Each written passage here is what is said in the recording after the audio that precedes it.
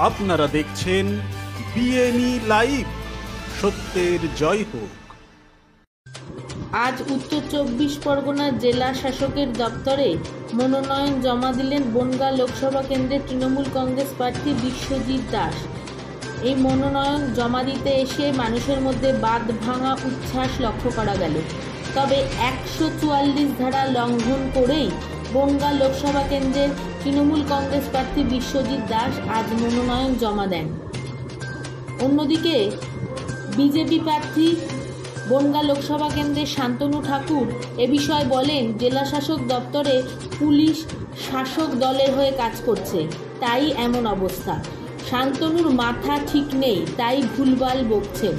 এমনটাই বলেন বনগাঁ লোকসভা কেন্দ্রের তৃণমূল কংগ্রেস প্রার্থী বিশ্বজিৎ দাস।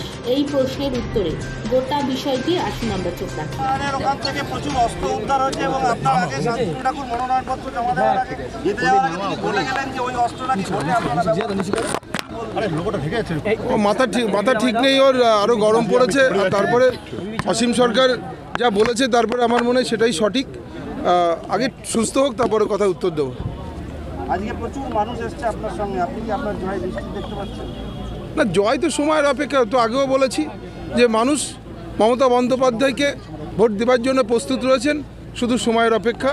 ওদের জয় নিয়ে আমাদের কোনো রকম কোনো দুশ্চিন্তার কোনো কারণ নেই। এইটা দেখুন, এইটা হচ্ছে মানুষের উচ্ছ্বাস, বাঁধ ভাঙা উচ্ছ্বাস। নিশ্চিত নিয়মকানুন সব মেনেই হবে।